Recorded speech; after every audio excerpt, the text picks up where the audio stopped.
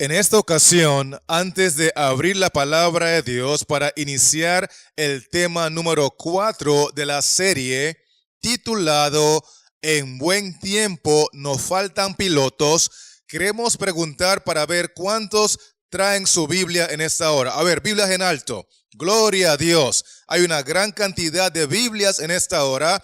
Y eso me motiva porque quiero animarte y recalcarte que es muy importante tomar nota de los textos bíblicos y repasarlos en casa pidiéndole a Dios que le continúe iluminando por la persona del Espíritu Santo. Así que vamos a continuar con nuestra conferencia bíblica, el conflicto universal entre las fuerzas del bien y del mal. Pero antes de entrar directamente al tema de la hora, vamos a pedirle al Señor que nos ayude a entender su santa palabra con la sabiduría que solamente podemos obtener de la persona del Espíritu Santo. Oremos. Nuestro Dios y nuestro Padre que moras en los cielos, estamos listos, oh Señor, para abrir tu palabra y de igual manera abrir nuestros corazones para que puedas obrar el querer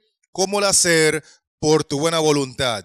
Permite, Señor, que todos podamos estar conectados con el cielo y que de manera muy especial todos salgamos edificados, fortalecidos y en victoria, porque lo pedimos de acuerdo a tu voluntad en el nombre de Cristo Jesús. Amén. En el tema de la semana pasada, nosotros analizamos que Satanás levantó un sistema religioso falso identificado en la Biblia como el misterio de la iniquidad. Además de eso, vimos en temas anteriores que el mismo Satanás decidió infiltrar la iglesia, unirse a ella, para que a través de ese mecanismo o esa estrategia, desde adentro, el paganismo pudiese debilitar y socavar los fundamentos del cristianismo. Eso lo vimos en temas anteriores. Inclusive también analizamos que cuando se unió el paganismo con el cristianismo, entonces a través del misterio de la iniquidad, Satanás atacó las doctrinas puras de Cristo y las reemplazó con falsas y corruptas enseñanzas que hasta el día de hoy siguen siendo utilizadas en muchas iglesias cristianas. Es en ese escenario que considero importante volver a leer lo que dice Apocalipsis 2 y el versículo 12. Dice allí la palabra de Dios: y escribe al ángel de la iglesia en Pérgamo. Ahora escuchen bien. El que tiene la espada aguda de dos filos dice esto. Hemos mencionado que la espada aguda de dos filos representa en este contexto la palabra de Dios, el Antiguo y el Nuevo Testamento, Daniel y Apocalipsis, la ley y el testimonio. Y una de las funciones más importantes de la palabra de Dios es la de iluminar a aquellos que la escudriñan con un corazón sincero. Por eso la Biblia dice en 2 de Samuel, el capítulo 22 y el texto 29, lo siguiente: tú eres mi lámpara, oh Jehová, mi Dios alumbrará mis tinieblas. De acuerdo al texto de Samuel, ¿quién es nuestra lámpara? Dice allí claramente que Jehová es nuestra lámpara, que Jehová nos alumbra en las tinieblas.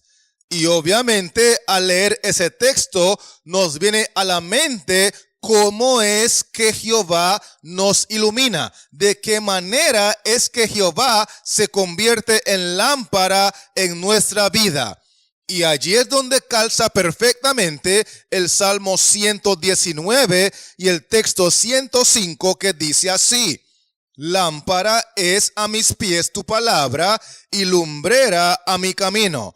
Porque ciertamente Jehová es mi lámpara, pero para que Jehová pueda iluminarme con su luz, necesito escudriñar su palabra, porque es a través de su palabra que Jehová me revela su luz. Es a través del Antiguo y el Nuevo Testamento que Jehová me ilumina. Es a través de Daniel y Apocalipsis, la ley y el testimonio, que Jehová me saca de las tinieblas. ¿Me están siguiendo, sí o no? Gloria a Dios. De hecho, en Proverbios 6 y el texto 23 menciona que no solamente el evangelio es lámpara, sino que también la ley de Dios, los mandamientos de Dios son lámpara a nuestros pies. Porque dice allí, porque el mandamiento es lámpara y la enseñanza es luz.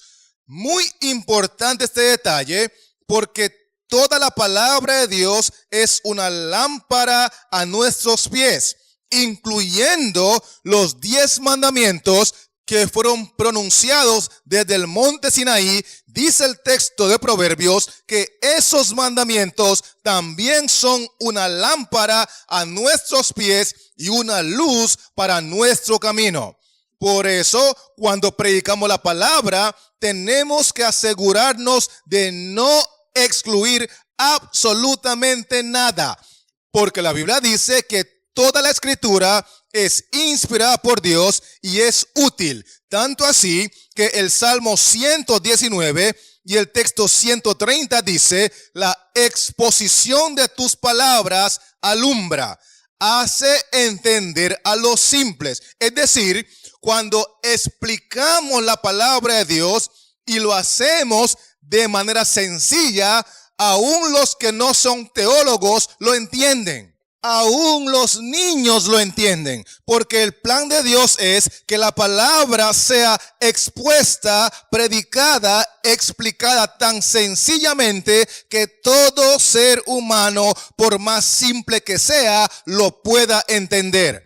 Obviamente, cuando el enemigo fusionó el paganismo con el cristianismo y comenzó a atacar la palabra de Dios, a torcerla, a reemplazarla, a prohibirla y a corromperla, entonces se vino una terrible era de tinieblas, espiritualmente hablando, sobre la faz de la tierra, porque cuando tú quitas la palabra de Dios de la humanidad, lo único que vendrá es tinieblas. Si no hay palabra de Dios en tu país, lo que vendrá es tinieblas. Si no hay palabra de Dios en tu pueblo, lo que vendrá es tinieblas. Si no hay palabra de Dios en tu casa, lo que vendrá es tinieblas. Pero bendito sea el nombre de Dios, que en todas las edades siempre hubo testigos de Dios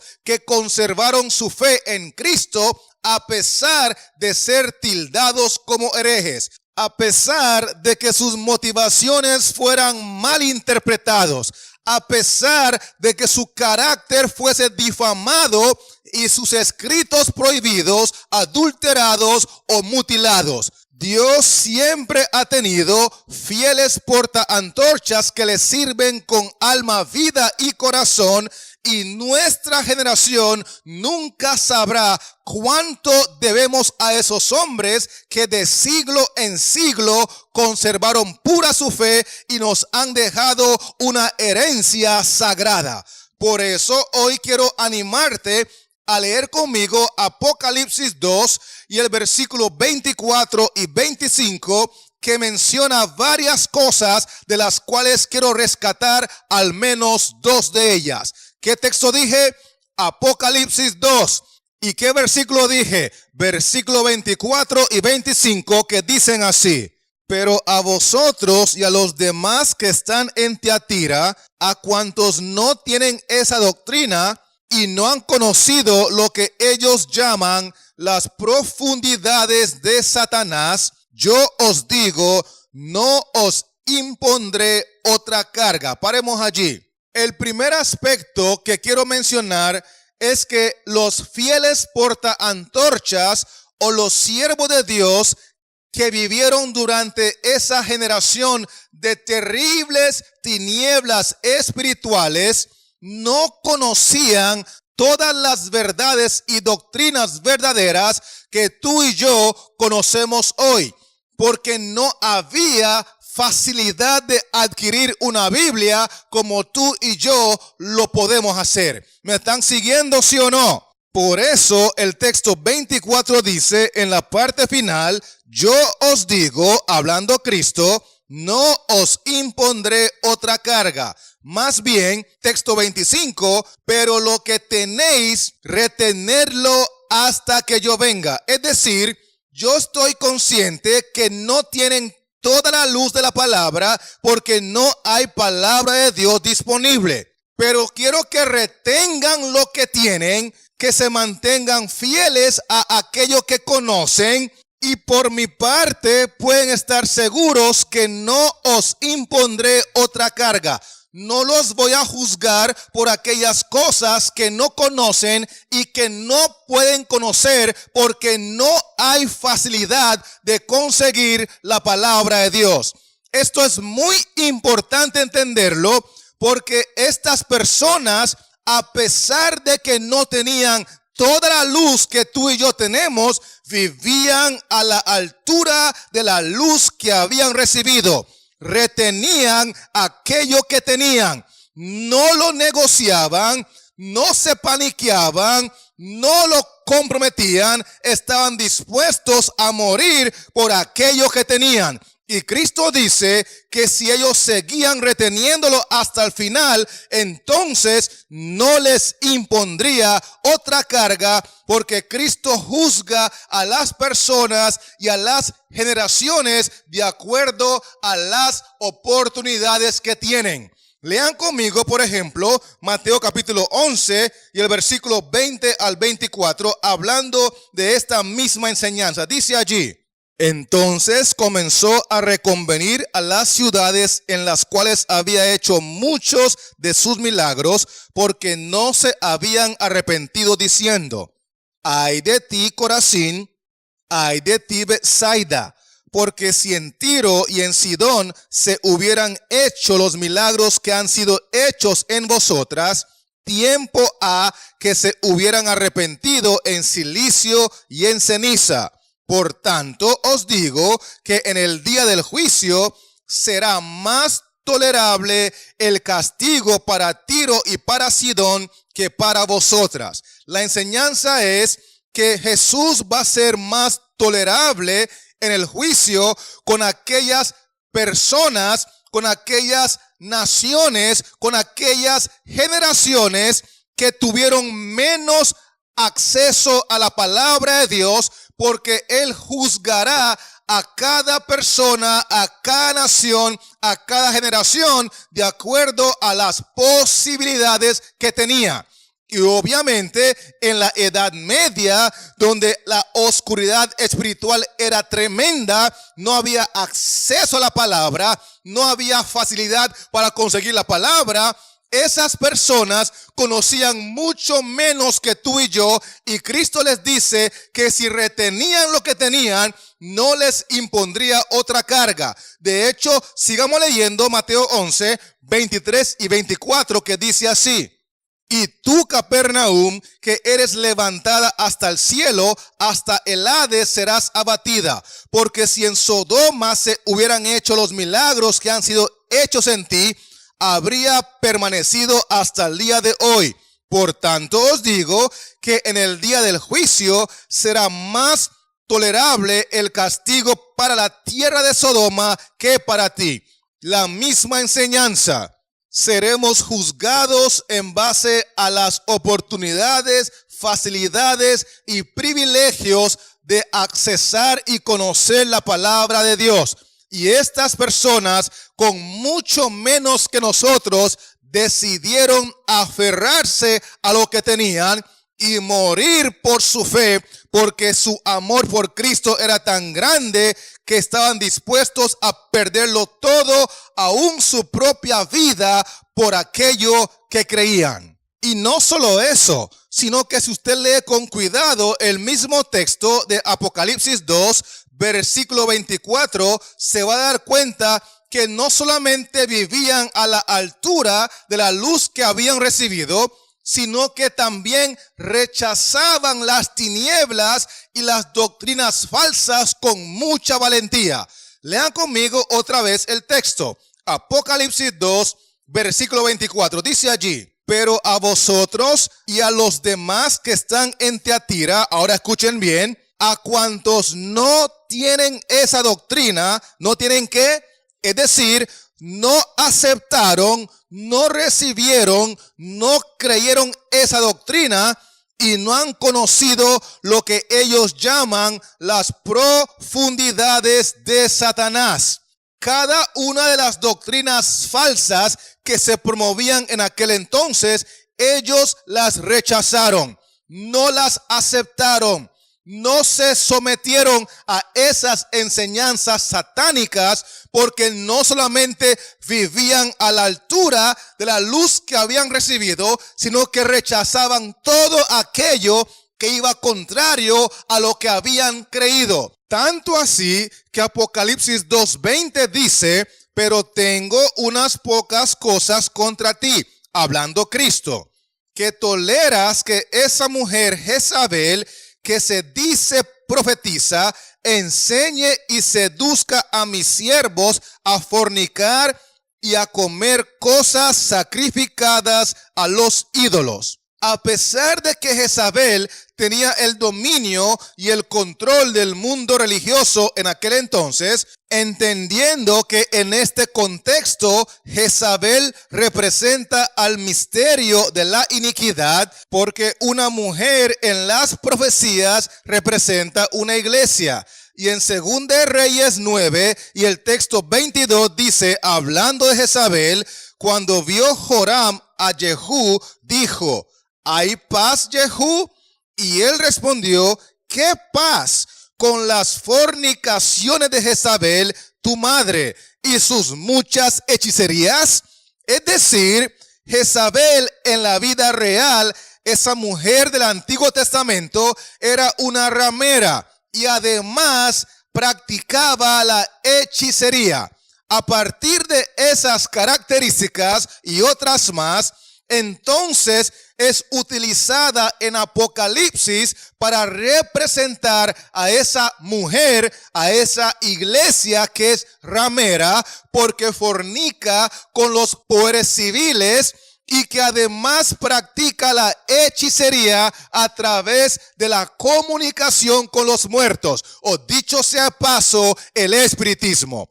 Esta mujer Jezabel, que simboliza el misterio de la iniquidad en Apocalipsis 2, que es ramera, que practica el espiritismo y que obviamente dominaba el mundo religioso durante la Edad Media, dice el texto de Apocalipsis 2:20 que se dice profetiza. En otras palabras, se autoproclama ser una mensajera de Dios, una profetisa de Dios, una mujer de Dios. ¿Me están siguiendo, sí o no?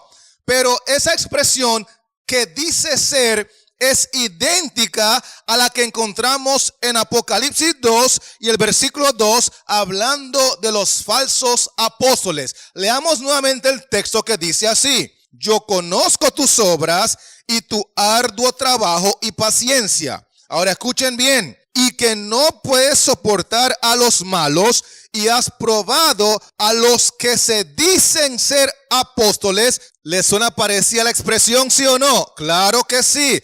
Dicen ser apóstoles y no lo son. En el caso de Jezabel, el texto 20 dice ser profetisa y obviamente no lo es, porque es una falsa iglesia, es un falso sistema religioso, es una iglesia apóstata, ramera, corrupta y que enseña a los siervos de Dios a fornicar y a comer cosas sacrificadas a los ídolos. Pero recuerde que ella dice ser profetisa porque se autoproclama la iglesia madre y verdadera, aunque en realidad no lo es, porque enseña a quebrantar la santa ley de Dios, fornicación, idolatría, la santa santidad del domingo, hablar con los muertos, entre otras doctrinas que van contrarias a la palabra de Dios. De hecho,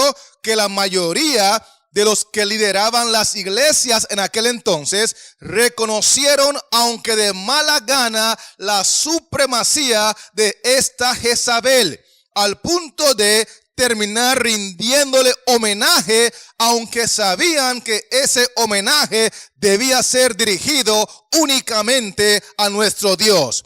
Pero como Dios siempre tiene fieles portaantorchas en toda generación de la historia de este conflicto, hubo una gran mayoría de personas que se sometieron a la autoridad de Jezabel del misterio de la iniquidad, aunque lo hicieran de mala gana, porque decidieron rendirle homenaje para no sufrir persecución. No obstante, los valdenses decidieron rehusar sujetarse a la autoridad papal porque sobresalieron en su determinación de mantenerse leales a Dios y conservar la pureza y la sencillez de su fe. Por eso en Apocalipsis 2:20 considero que hay una palabra crucial que no podemos pasar por alto. Y voy a leer nuevamente el texto para ubicar la palabra, que es la siguiente. Dice allí: pero tengo unas pocas cosas contra ti, hablando Cristo, que toleras, allí está la palabra, que toleras que esa mujer Jezabel, paremos allí. Cristo está diciendo que Él está en contra de aquellos seres humanos que dicen ser cristianos, pero toleran a Jezabel. Esa palabra está de moda, tolerancia, porque dicen muchos que los cristianos no son tolerantes, pero la Biblia enseña que cuando Cristo miró la actitud tolerante de los profesos cristianos de aquel entonces, les dijo claramente: tengo unas pocas cosas contra ti. No estoy de acuerdo con tu actitud, no estoy de acuerdo con tu decisión. Estás tolerando a esa mujer Jezabel cuando en realidad deberías de estar protestando, porque el que conmigo no recoge, desparrama. O toleras a Jezabel y sus falsas doctrinas y estás en contra de Jesús, o protestas contra Jezabel y sus falsas doctrinas para estar a favor de Jesús. O somos o no somos. Y Cristo dice que Él está en contra de aquellos que toleran la falsedad, que toleran la corrupción, que toleran el pecado y que han decidido dejar de protestar para no ser tildados, dejar de protestar para no ser perseguidos y obviamente dejar de protestar para ser aceptados por todos, aunque seamos rechazados por Cristo. Por eso quiero recordarle que durante siglos de oscuridad y apostasía, los valdenses se negaron a someterse a la supremacía de Roma.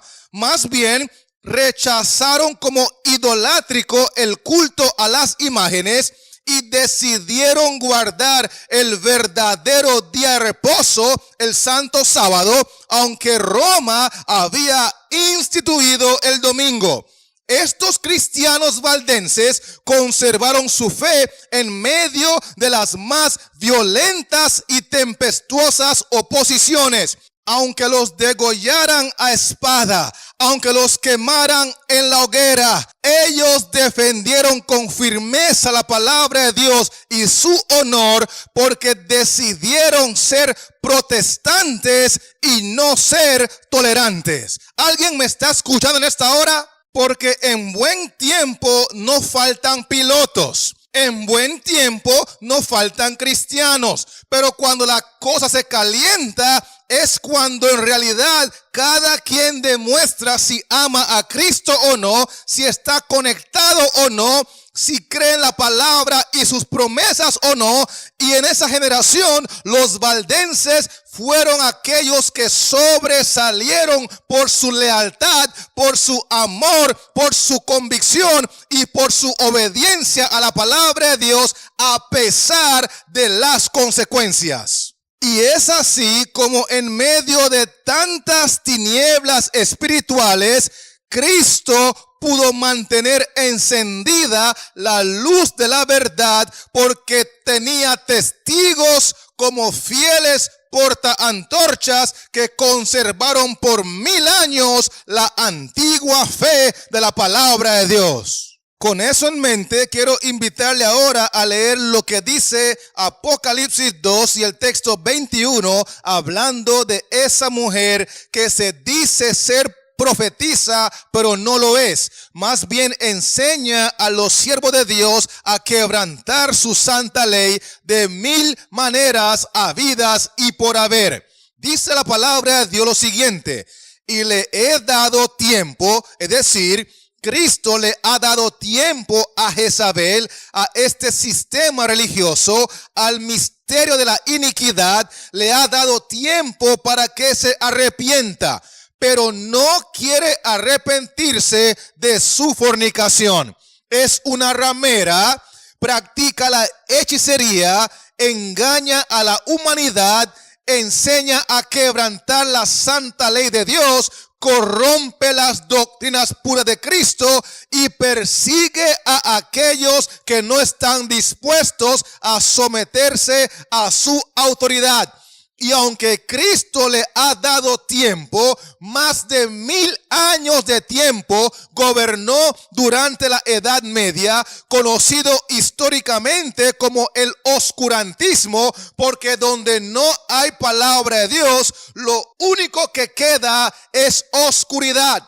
Y durante esos 1000 años y más de tiempo no quiso arrepentirse. Más bien, la Biblia enseña en Daniel 8, versículo 12, hablando de esa misma mujer que se dice ser profetiza y no lo es, Jezabel, el misterio de la iniquidad, dice el texto, y a causa de la prevaricación le fue entregado el ejército junto con el continuo sacrificio. Y ahora escucha bien, ¿qué fue lo que hizo durante todo el tiempo que Cristo le dio? Para que se arrepintiera, por supuesto. Dice allí, y echó por tierra la verdad, e hizo cuanto quiso con los valdenses y con los verdaderos cristianos. Y el texto termina diciendo, y prosperó. En otras palabras, pisoteó las verdades de la palabra de Dios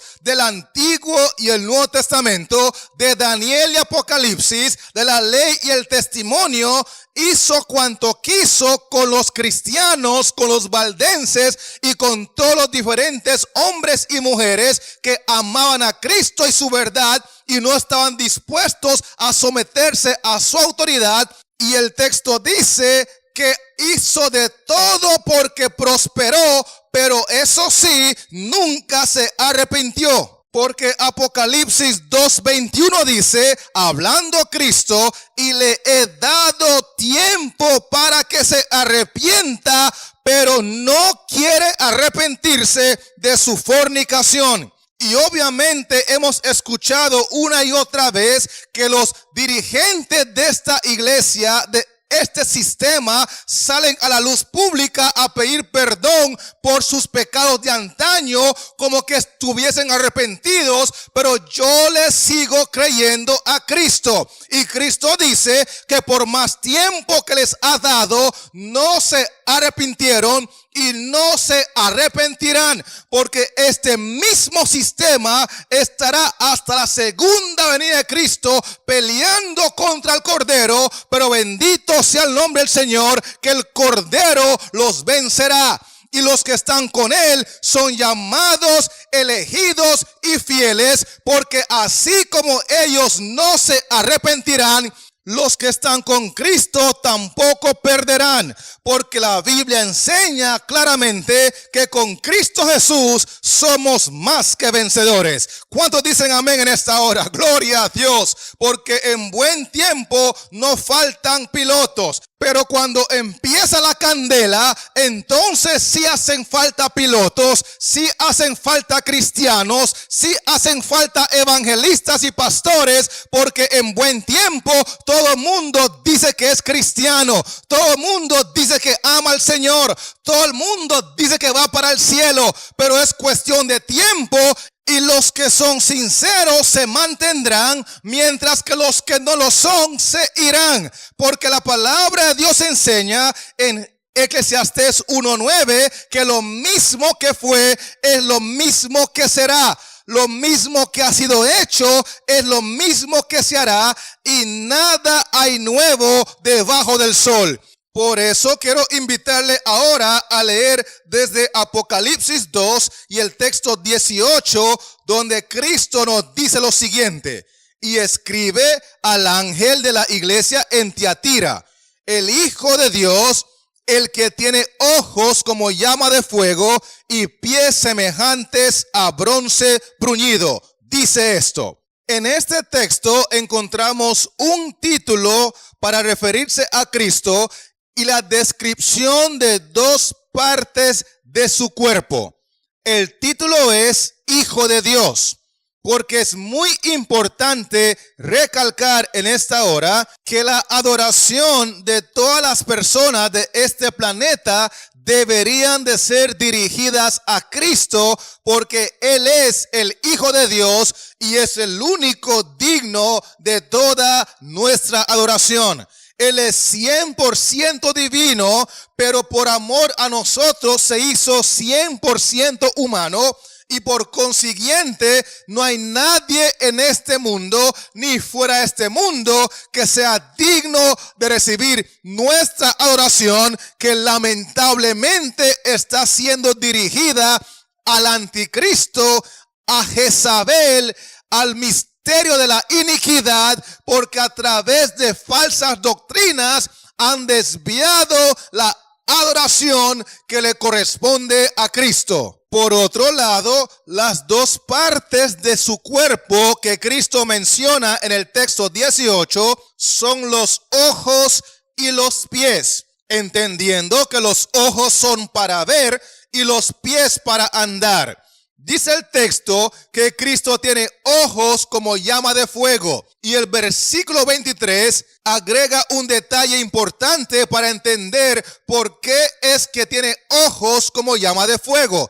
Leamos textualmente el verso, dice así: y a sus hijos heriré de muerte, y todas las iglesias sabrán que yo soy el que escudriña la mente y el corazón. Pregunto, ¿con qué parte de su cuerpo creen ustedes que Cristo escudriña nuestra mente y nuestro corazón?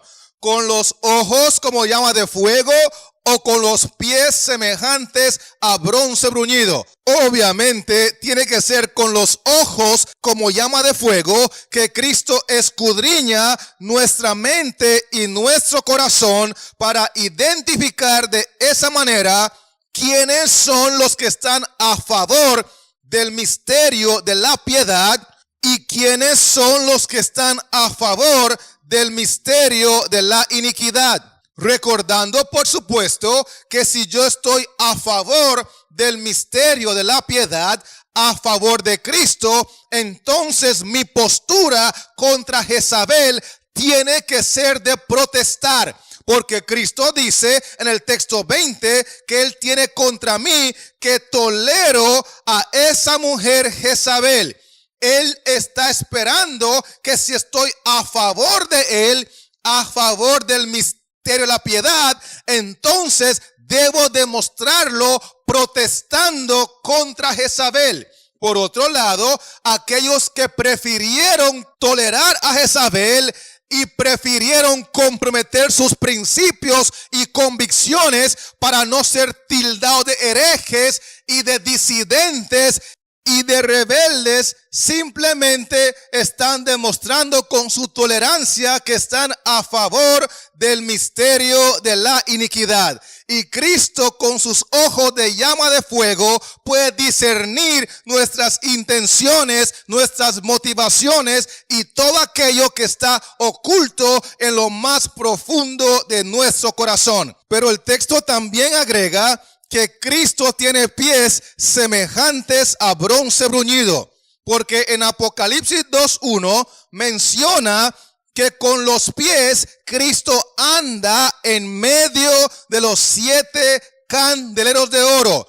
Sus pies son para andar y Él anda incesantemente en cada generación de este conflicto, pendiente de aquellos que serán sus fieles portaantorchas. Él anda con ellos, Él camina con ellos, Él los protege a ellos, Él los fortalece a ellos, Él les instruye a ellos, Él es fiel a ellos, porque Cristo dijo antes de irse al cielo: yo estaré con vosotros todos los días hasta el fin del mundo. Amén. Y todas sus promesas son fieles y verdaderas. Por lo tanto, Cristo, con pies semejantes a bronce bruñido, demuestra que está con los valdenses y los cristianos que estaban siendo perseguidos por Jezabel, porque la iglesia de Cristo nunca es la que persigue, sino que es la perseguida. Eso es muy importante recalcarlo. Los fieles portaantorchas de Cristo no son los que persiguen, sino que son perseguidos. Y Cristo anda con ellos con pies semejantes a bronce bruñido, porque donde quiera que ellos van en cumplimiento a su mandato de ir a predicar el evangelio a toda nación, tribu, lengua y pueblo, Cristo dice: yo estaré con vosotros todos los días hasta el fin del mundo.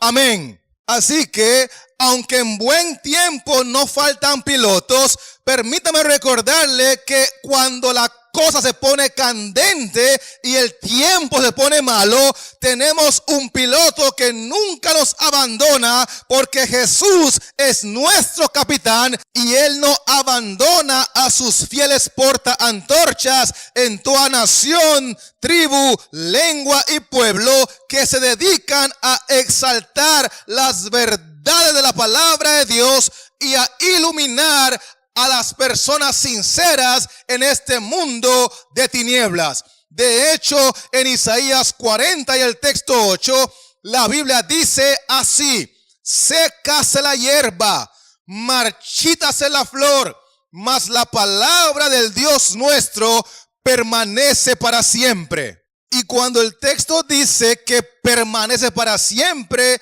permítame recalcarle que es para siempre, porque aún durante la Edad Media, cuando se prohibía la Biblia, cuando eran quemadas y cuando las personas podían morir si los encontraban con una copia de la Santa Biblia, quiero mencionarle en esta hora que los valdenses se contaron entre los primeros de todos los pueblos de Europa que poseyeron una traducción de las Santas Escrituras. Y esto ocurrió cientos de años antes de la Reforma.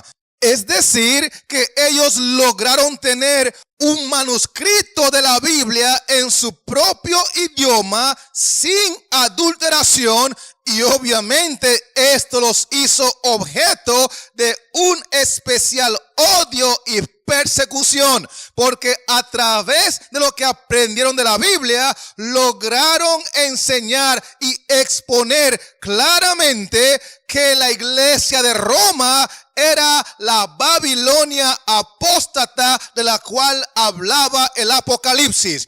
Y aunque eso les ponía sus vidas en peligro, ellos estaban dispuestos a morir antes que negar su fe. Porque así como Cristo se presenta como aquel que tiene ojos como llama de fuego, en Apocalipsis 2:18, los que están en comunión con Cristo también logran tener una capacidad de ver y discernir sus verdades en medio de tinieblas. Y como para estos cristianos valdenses la palabra de Dios era un tesoro y era raro adquirirlo, ellos decidieron aprenderse de memoria muchas porciones del Antiguo y Nuevo Testamento. Se cuenta en la historia universal que los pastores de estos valdenses aprendían evangelios completos como de Mateo, San Juan y aún muchos libros del Nuevo Testamento. Estos individuos entregados a la causa de Dios trabajaban con paciencia y tenacidad en profundas y oscuras cavernas de la tierra, alumbrándose con antorchas para copiar las sagradas escrituras, versículo por versículo y capítulo por capítulo.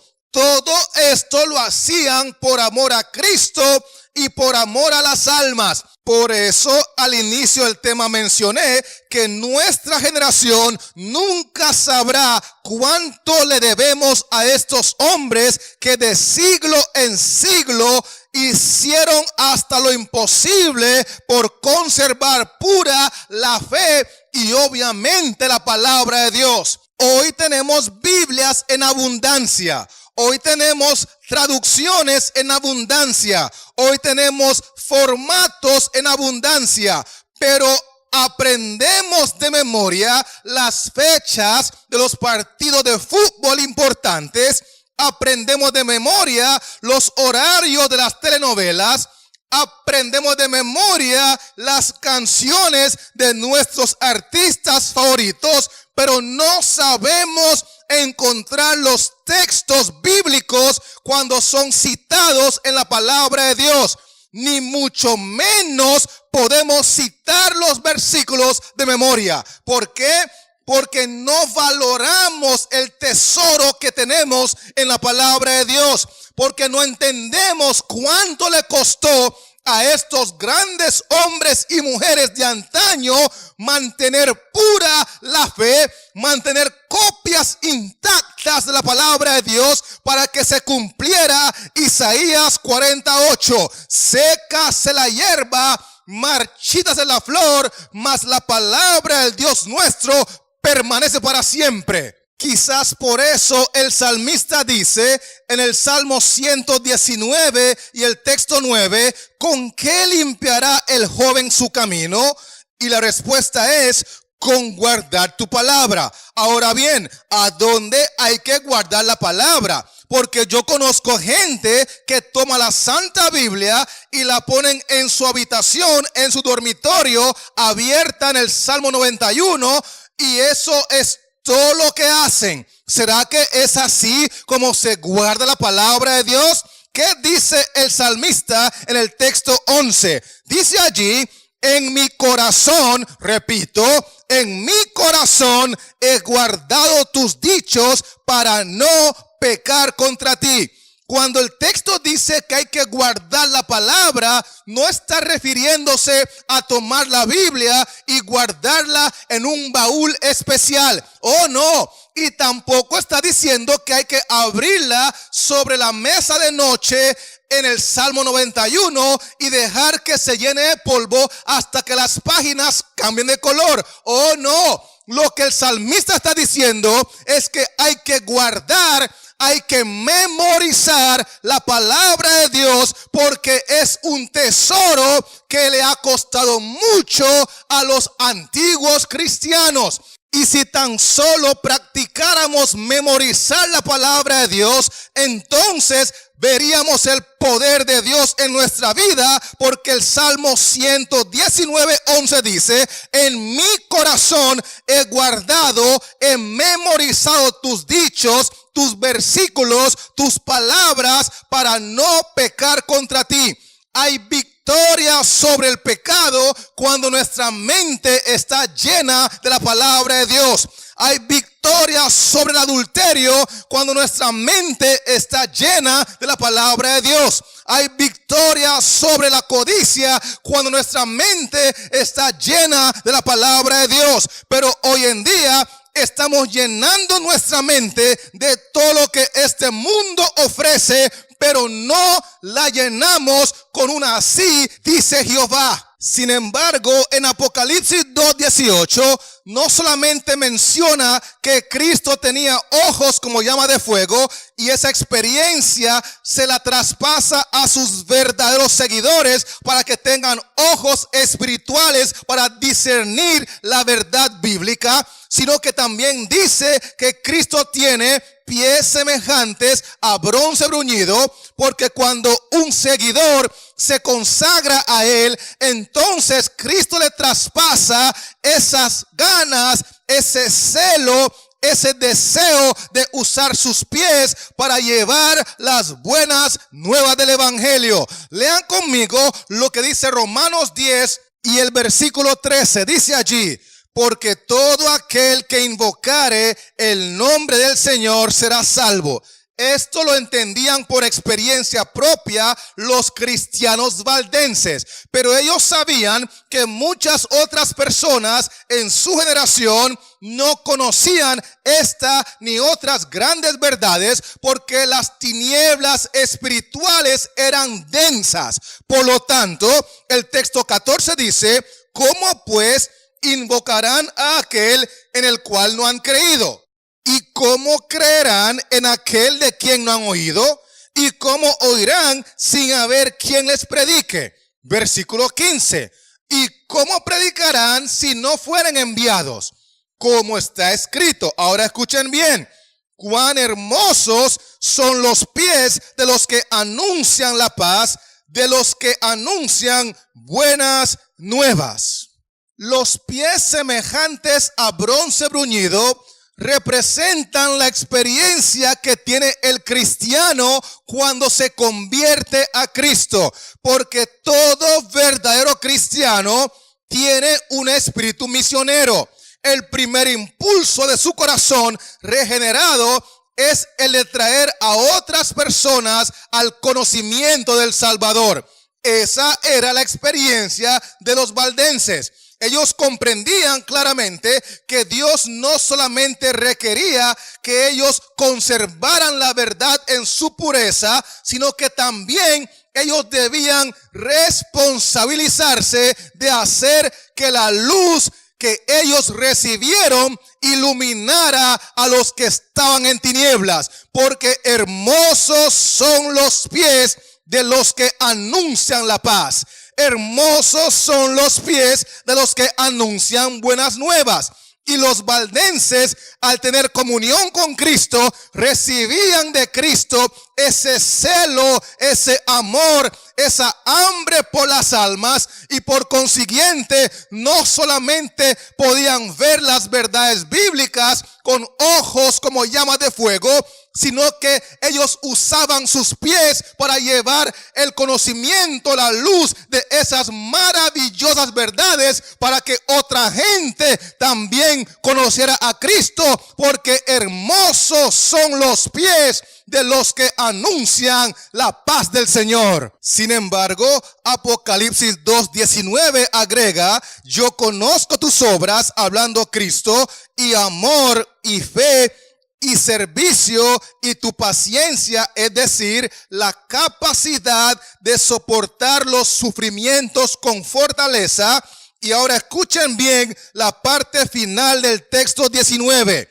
Y que tus obras postreras son más que las primeras. ¿Qué significa esa expresión? Porque Cristo dice que Él conoce sus obras. Él sabe que ellos no solamente son oidores de la palabra, sino que son hacedores. Y para predicar la palabra en aquella generación, confrontando y protestando contra Jezabel y sus falsas doctrinas, Cristo sabe que para eso ellos tuvieron que estar llenos de amor, dice el texto, llenos de fe, llenos de un espíritu de servicio y obviamente llenos de paciencia para sufrir todas las humillaciones y atrocidades que fueron planificadas por Jezabel. Y es en ese escenario que Cristo dice que tus obras postreras son más que las primeras. Quiero invitarle a leer otro texto conmigo para entender esa expresión,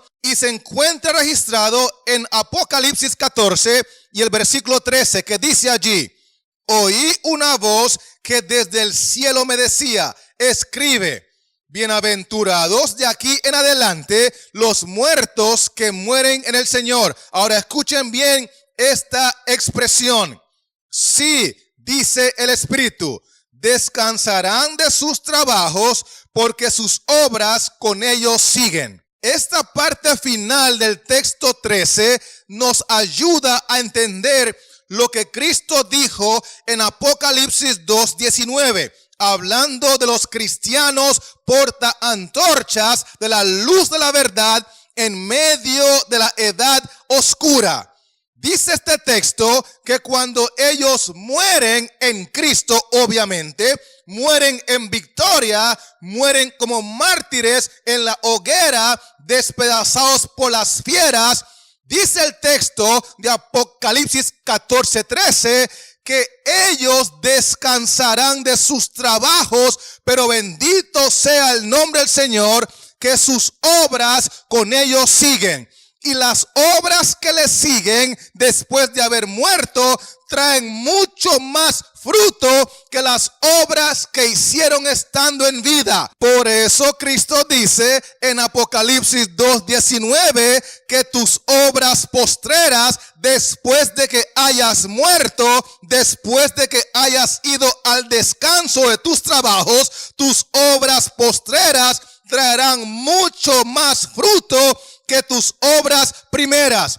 Esto es muy importante entenderlo, porque los fieles portaantorchas, estando en vida, siempre son despreciados, siempre son rechazados, siempre son herejes, siempre son rebeldes. Pero aunque tienen algún nivel de éxito para la gloria de Dios mientras están vivos, Cristo dice que sus obras postreras serán más abarcantes que sus obras primeras. Por eso, cuando estos cristianos valdenses se dedicaban a llevar las buenas nuevas de Jesús con sus pies semejantes a bronce bruñido, comprometidos con su maestro, aunque lo hicieran descalzos y con ropa tosca y desgarrada por las asperezas del camino, ellos pasaban por grandes ciudades y se internaban en lejanas tierras. En todas partes esparcían la preciosa semilla. Doquiera fueran, se levantaban iglesias, y la sangre de los mártires daba testimonio de la verdad. Tanto así que el día de Dios pondrá de manifiesto una rica cosecha de almas cegada por aquellos hombres tan fieles, porque las postreras obras son más que las primeras. Oh sí, porque algunos eran encerrados en calabozos desconocidos. Otros sus huesos blanqueaban el sitio mismo donde había muerto, dando testimonio por la verdad. Pero las palabras que había pronunciado no podían desvanecerse.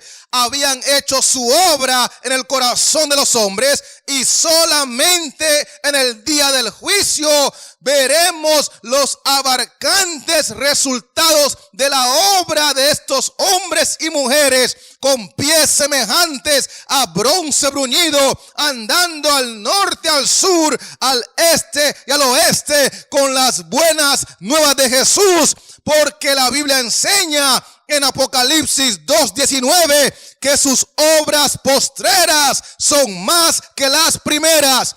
Porque Apocalipsis 14:13 dice: descansarán de sus trabajos porque sus obras con ellos siguen. Alabado sea el nombre del Señor. Y para terminar mi último texto de esta hora, voy a invitarle a leer conmigo desde Filipenses 2, versículos 12 al 15, que dice de la siguiente manera: por tanto, amados míos, como siempre habéis obedecido, no como en mi presencia solamente, sino mucho más ahora en mi ausencia, ocupaos en vuestra salvación con temor y temblor.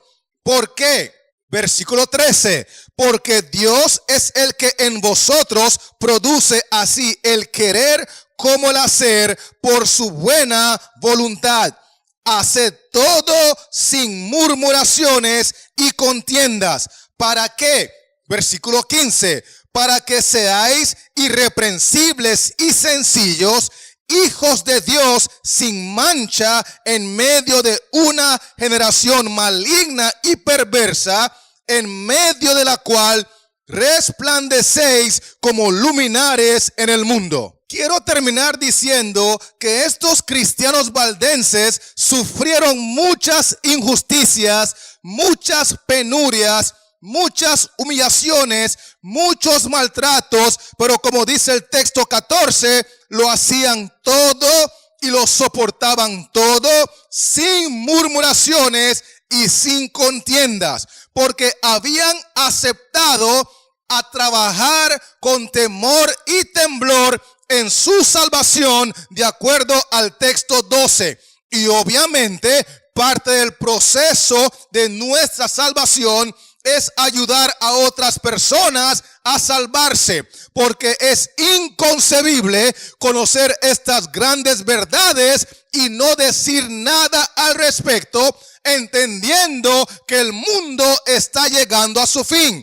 La Biblia enseña que los valdenses no solamente entendían la palabra, sino que predicaban la palabra, porque de esa manera estaban ocupados en su salvación con temor y temblor, y Dios, obviamente, el que producía en ellos el querer como el hacer por su buena voluntad, los utilizaba como luminares en el mundo, como fieles portaantorchas en medio de una generación maligna, perversa y llena de tinieblas. Y como ellos vivían sometidos a Cristo en perfecta comunión con el Hijo de Dios, el Espíritu Santo les ayudaba a vivir una vida irreprensible y sencilla, de acuerdo al texto 15. Tanto así que sus mismos enemigos los tenían por gente pacífica, sosegada y piadosa. Ningún cargo se le podía hacer al carácter moral. Más bien, su único gran crimen consistía en que no querían adorar a Dios conforme a la voluntad del Papa. Y por este crimen se les infligía todos los ultrajes, humillaciones y torturas que los hombres o los demonios podían inventar. Pero como es Dios el que produce en ellos el querer como el hacer por su buena voluntad, soportaban todas estas cosas sin murmuraciones ni contiendas, porque habían aprendido a creer lo que Cristo dijo en Juan 8:12, yo soy la luz del mundo, el que me sigue no andará en tinieblas. Por lo tanto decidieron resplandecer como luminares en el mundo de tinieblas, resplandecer como estrellas en el firmamento, resplandecer como fieles portaantorchas, a pesar de que no estaban viviendo en buen tiempo. Y obviamente en buen tiempo no faltan pilotos, en buen tiempo no faltan cristianos, en buen tiempo no faltan predicadores. Pero aunque ellos vivían en un tiempo de terrible persecución y terrible oscuridad espiritual, decidieron por amor a Cristo vivir en perfecta armonía con su palabra y resplandecer como fieles portaantorchas, porque Cristo dice, el que me sigue no andará en tiniebla.